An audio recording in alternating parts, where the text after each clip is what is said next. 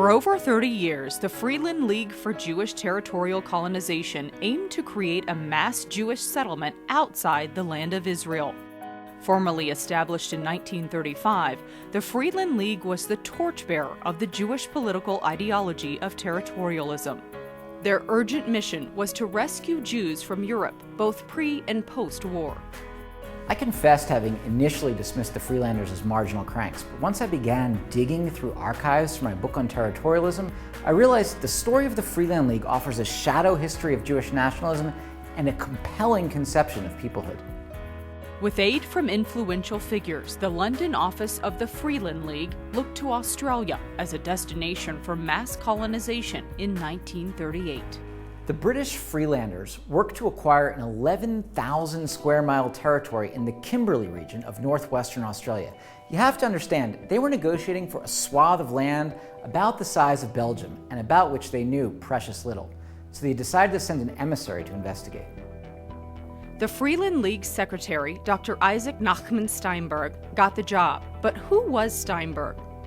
Steinberg was a social revolutionary, a Yiddishist, and an Orthodox Jew. His personal motto was Ein Eretz lelo shamayim, meaning roughly, there can be no land without heaven. He was 5'8", had a broad forehead, wavy hair, and brown eyes.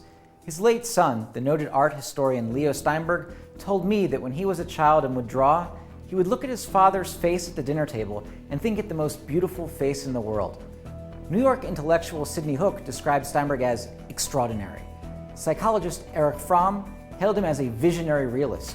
Nobel laureates Thomas Mann and Norman Angell both publicly supported his work. Even Zev Jabotinsky praised Steinberg's timely common sense in trying to find a sanctuary for European Jewry. Steinberg was born in 1888 in Dvinsk, Russia, to religious parents. Following the abortive revolution of 1905, he was arrested in Moscow for anti-Tsarist activities.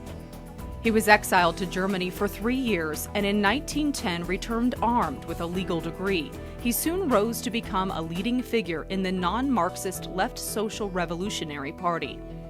After the revolution, Steinberg became Lenin's first Commissar of Justice, yet he remained religiously observant, and it's said that he would pray in the middle of cabinet meetings. Steinberg's politics were moralistic. He sought to fuse Jewish ethics with revolutionary socialism, and he soon found himself at odds with Lenin and was arrested twice. He fled to Berlin in 1923. There he shunned politics and turned his attention to history, philosophy, and literature. When the Nazis took power, he and his family escaped to London. There he joined the Freeland League, which sent him to Australia. Steinberg docked in Perth in May 1939 and set off on a 2,000-mile trek to what he called the magic land of Kimberley. Steinberg dreamed that immigrants there would write Jewish poems about the kangaroo or the laughing kookaburra, yet their voice would be the voice of Israel. But Steinberg never forgot his political role, even in the midst of his prophetic reveries. He prepared a report for the government of Western Australia that described a settlement of 75,000 refugees. In August 1939, Western Australia's premier approved the proposal. But Steinberg's victory was short-lived. 1 week later, the Nazi blitzkrieg decimated Poland. Though more urgent than ever, the Kimberley plan was put on hold. Steinberg was trapped down under while war engulfed Europe. In Melbourne, Steinberg met a wealthy 29-year-old Christian gentleman named Critchley Parker Jr. He used his political connections and his knowledge of the Hebrew Bible to convince Steinberg that Tasmania would welcome a Jewish colony. He told Steinberg, like the ancient prophets, it is your mission to lead your people into the wilderness. In the southwest of Tasmania, you will find your promised land. In January 1941, Steinberg and Parker went to Hobart to meet government ministers.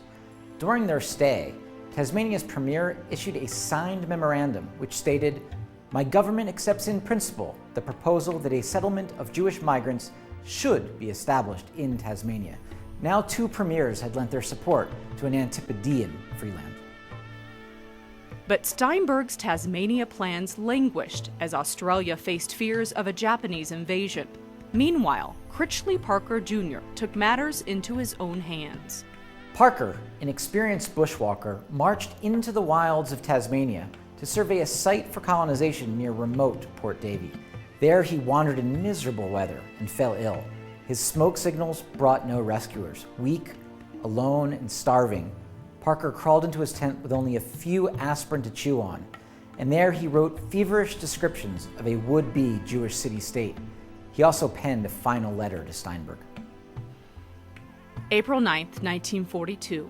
Dear Dr. Steinberg, it is at Port Davey that I hope the Jewish settlement will start not far from where I sever all earthly connection. To die in the service of so noble a cause is to me a great satisfaction. And if, as I hope, the settlement brings happiness to many refugees, I die happy. Steinberg eulogized Parker as a martyr for the cause of human dignity and for the Jewish people. His lonely grave in Port Davey lies hidden in inaccessible bush, visited only by wombats and by me. Today, the area is an uninhabited World Heritage Site. And then Christian Parker Jr. on his own came down here a year later in 1942 and lost his life while surveying land under, to this day, somewhat mysterious and unclear circumstances.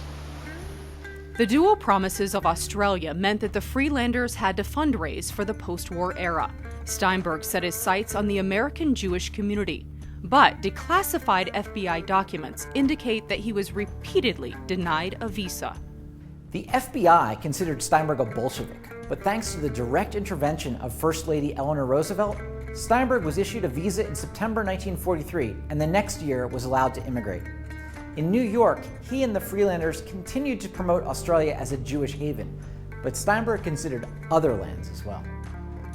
In 1946, the Freeland League revived a pre-war plan to settle Jews in Surinam, the site of the oldest Jewish community in the New World. Steinberg met high-ranking Dutch officials to discuss a colony in the Saramacca district of what was then Dutch Guiana. By February 1947, Steinberg was informed that Surinam's parliament had no objection to Jewish colonization. Surinam's governor soon signed an agreement providing future Jewish colonists with the rights of autonomy in local government. Yiddish was to be the initial language of education. A total of 30,000 Jewish refugees were to be admitted to Saramacca. So Steinberg and two colleagues traveled there to investigate conditions. Survivors in a DP camp in Vienna learned of the Freeland scheme and announced their eagerness to leave for Saramacca.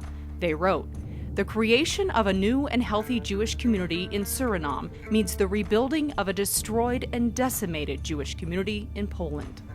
The Freelanders sought nothing less than to recreate Eastern European Jewish life in the Amazon basin. For a while, it looked as if Steinberg would realize the Freeland dream. But on May 14, 1948, another dream, the State of Israel, became reality. In response, Suriname's parliament notified the Freelanders that all negotiations were suspended. Today, Saramacca remains a sparsely inhabited, undeveloped region. After Israel's establishment, the Freeland League continued to preach their territorialist vision. They were frequently attacked in the American Jewish press, in English and in Yiddish. Steinberg died in 1957, but the Freeland League pursued colonization until the late 1960s, after which it evolved into the League for Yiddish. You know, I'm often asked why I'm intrigued by what is, objectively, a legacy of failure. Why, as an Israeli by choice, and someone who has dedicated much of his career to Hebrew literature, why should I care about a group of non-Zionist Yiddishists?